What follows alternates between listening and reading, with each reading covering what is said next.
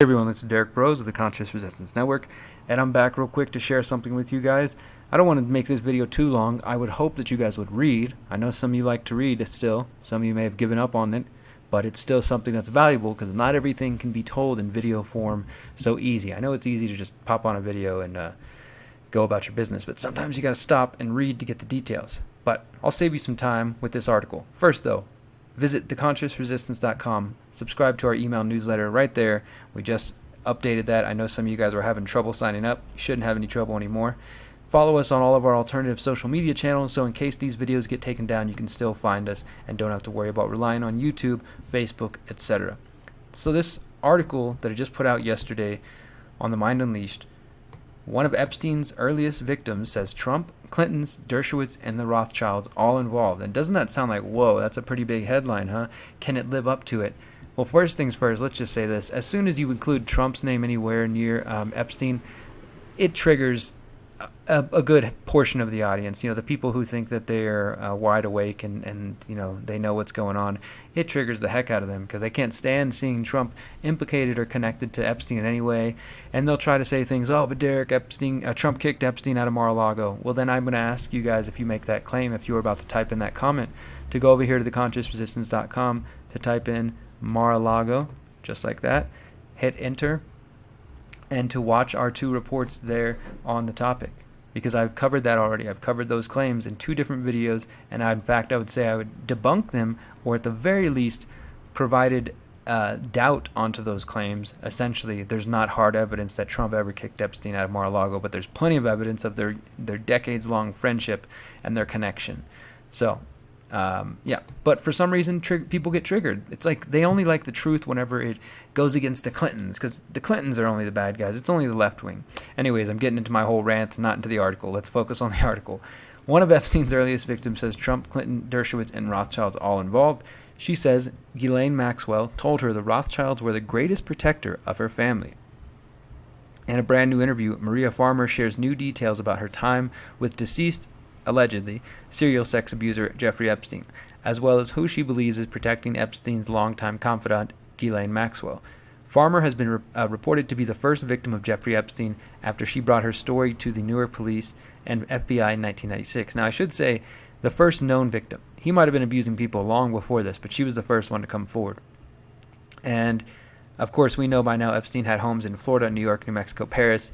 He died of an alleged suicide in August 2019 while in custody in New York on new sex crime charges. And since 2019, Maria Farmer has now begun speaking more openly about her abuse at the hands of Epstein and the abuse of her then 15-year-old sister, Annie.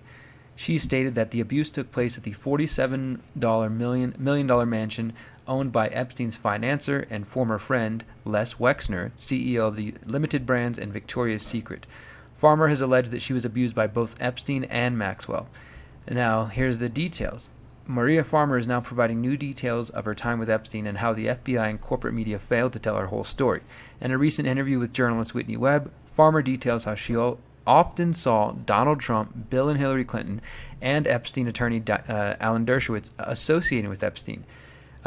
Whitney Webb, who you guys know, has done some great work for Mint Press. Now she's writing for Ryan at The Last American Vagabond. She played audio from her interview with Maria Farmer on the Last American Vagabond podcast. And if you haven't seen that, it's in the bottom of this interview right there. Whitney Webb speaks with the first Epstein victim. Go check it out on Ryan's channel. It was just great work by Whitney. And by the way, we are going to have Whitney on the show next week. I think next Wednesday, her and I are going to do an interview. And it'll be the first time we've talked. And Whitney's done great work. I definitely think she's probably been researching Epstein as long as I have. And while lots of people do videos, again, the written word is something much different. You can just get on a video and rant all day, and there's some skill involved with that, but it's a lot more timely and strenuous and difficult to sit down and write an article and compose your thoughts and pull all these different pieces of information plus add new information to it. That's what a real journalist does, and that's what Whitney is. So I appreciate that. To be, I guess, in the field with her exposing Epstein for the last couple of years. You guys have probably seen our documentary, Bringing Down Jeffrey Epstein, which came out in October 2018 before most people were even talking about or knew the name Jeffrey Epstein. But Whitney added so much more to the story. And she interviewed Maria Farmer here in this interview, and she says, quote, The worst part was I named everyone. I named everyone who I thought was a co-conspirator at the time. So I named Alan Dershowitz, Donald Trump, and absolutely the Clintons. These were people that I saw coming and going that I knew were part of it. I made it really clear that this was a very scary thing for children, and I see between 5 to 10 girls a day going upstairs. And she went on to say that Ghislaine Maxwell, who again was, you guys know, was Epstein's right-hand woman who was involved in the abuse, and her father, Robert Maxwell, has potential connections to, some would say British intelligence, but more likely, or maybe in addition to, Israeli intelligence. Farmer stated that Ghislaine Maxwell grew up with the British royal family, providing photo evidence of the apparent lifelong relationship. She says that basically Ghislaine claimed that her and Epstein only met Prince Andrew, once they were older, I think in the 2000s or something like that. But according to Maria Farmer, and according to what she heard and was told by Ghislaine Maxwell herself, that they've been long-time connected, which would make sense that there's royal involvement into this whole Epstein thing, because obviously we know Prince Andrew, his scandal is hopefully not over. Hopefully there's more to get exposed. But, it's been a big blight in the eye of the royal family, you could say. So Farmer said, quote, "She says to me, my dad was a very powerful man. She had a French passport, English passport, Israeli passport, and an American passport." Maria Farmer stated about Maxwell and her deceased father, Robert Maxwell, who, as I said, was probably an Israeli intelligence agent. The latest revelations from Farmer came only days after a federal court ruled that Epstein's sweetheart deal could not be overturned and that unnamed co-conspirators would not be held responsible for their actions. Do you guys get that? I covered that last week. That means no one is going to jail for this. Nobody is going to have their money stolen from them. These people who are out there still walking around are going free. That's what the court just ruled last week. And in a huge revelation, Maria Farmer pointed the finger at the notoriously wealthy and private family, the Rothschilds. She said, quote, "Later when she was talking to me, she says," and she's talking about Ghislaine Maxwell, "the Rothschilds were the greatest protector of her family." Farmer claims that she has received death threats from the Rothschild family and that she believes Maxwell is being hidden in the UK to prevent her from being subpoenaed as a witness or charged in any crimes related to Epstein's serial abuse. Now that's pretty big, and I know that for many of us who've been deep in this for a little while, the names Rothschild and Rockefellers come up quite a bit once you start digging through history. So, is it any big surprise to anybody? No, it's probably just more confirmation. I know to the outside looking in, some people are like, wow, this sounds like some crazy conspiracy involving the Clintons, the royal family, Trump, and the Rothschilds. You got every character in there, right? But I don't know what this woman stands to benefit by making this up and by lying.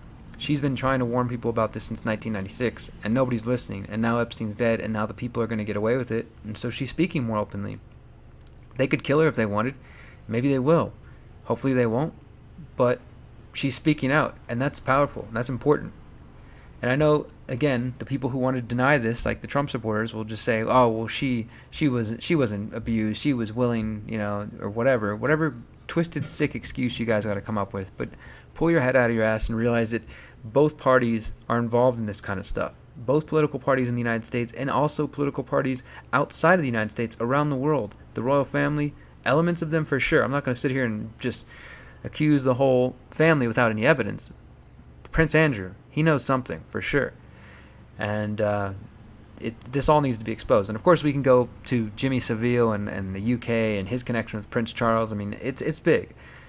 So don't act like Trump is somehow not part of that club. When he hung out in New York for decades doing business, rubbing his shoulders with the elite and working with them, funding both parties, hanging out with both parties, this guy is a TV actor, and he was prepared for this role. Maria Farmer also claimed that Vicky Ward, former writer for Vanity Fair and now working for CNN, has harassed her family after Farmer shared her story. According to Maria Farmer, Vicky Ward told Epstein's associate and co-conspirator Ghislaine Maxwell about her attempts to expose the sexual abuse carried out by the Epstein, Wexner, and Maxwell network. Farmer notes that Epstein's maids were almost exclusively Filipino and claimed that women had been trafficked in from the Philippines. In the interview, Farmer told Webb that she witnessed 5 to 10 girls a day come through Epstein's house, and she asked, "Where are those girls?" She was intimating that these women are either scared and they've chosen not to speak out, or she also says, she accused them of murder, not just rape, but she said that they murdered girls, and that she thinks many of these women that came through might not have made it home. Maria Farmer also discussed Les Wexner, Epstein's wealthy financier and the owner of the mansion in New Albany, Ohio, where Farmer was abused and prevented from leaving. Wexner has denied any involvement with Epstein's activities, and he even claimed that he was a victim of Epstein's misappropriating his finances. Farmer stated that when she spoke with the FBI, she told him that Wexner was the head of the snake, but her warnings fell on deaf ears. And she said, quote, every time she went on mainstream, this is Whitney talking about Maria Farmer, every time she went on mainstream interviews and mentioned Wexner, they cut it out. Even further, Farmer told Webb that Wexner was the head of the Israeli intelligence Central Blackmail Op, and that Ghislaine Maxwell answered to Wexner. Farmer also accused Wexner of collaborating with the CIA and Israeli Mossad. And if you guys know my reporting on the Finders, you know that the CIA has been involved with this kind of stuff since at least the 80s, if not sooner.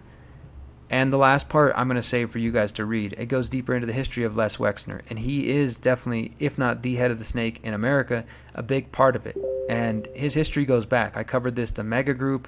We've covered all this in recent and past videos. So if you're new to that, again, go to the Conscious Resistance and search Wexner and see what pops up. You should be able to find the previous reports I've done on Leslie Wexner.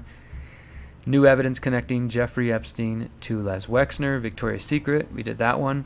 The evidence for Jeffrey Epstein's Mossad connection, that's Les Wexner right there. I would recommend watching those two reports.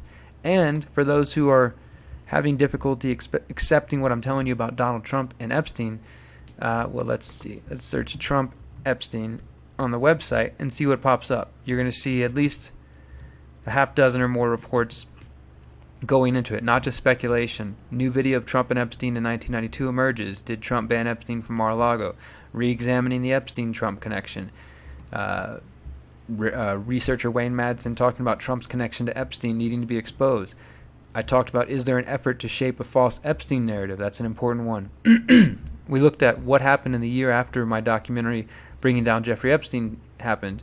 There's plenty of information in there, guys, so if you want to do the research, it's there. Go to my website. I've been working on this stuff for a while. I've been investigating Epstein since 2015. I've produced a documentary, written dozens and dozens of articles on the topic. So I'm not new to this. I'm true to this. Keeping it real since day one. All right, guys.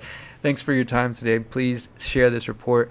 Like, follow, subscribe. Do whatever you got to do. Get the information out there. And again, don't rely on YouTube. Share my video from Float. Share my video off of Minds if I can ever get it to work. Anybody else use Minds? I haven't been able to get it to work lately. So if it doesn't work soon, I'm going to abandon it and focus on another platform.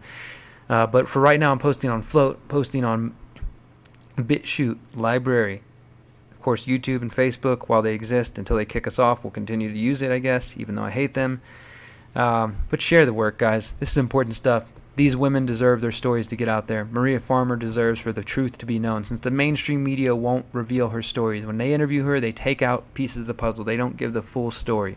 If you care about getting the full story of Jeffrey Epstein out there, then realize that it's not over. Epstein may be dead, allegedly, or he may be hiding, or he may have been murdered. We don't know. None of us really know. But the truth is still out there. And the women who chose to come forward and tried to get justice, they did what I don't know, maybe there's a lot of people who wouldn't do that, but they were brave and they tried to get justice and they brought it forward. And Bradley Edwards and others fought for these women. And the only justice that we can have at this point is to get the truth out there to as many people as possible, so that these women and their pain and their suffering and their effort were not for nothing. Thank you guys for listening. This is Derrick Broze of the Conscious Resistance. Until next time, remember, you are powerful, you are beautiful, and you are free. Peace.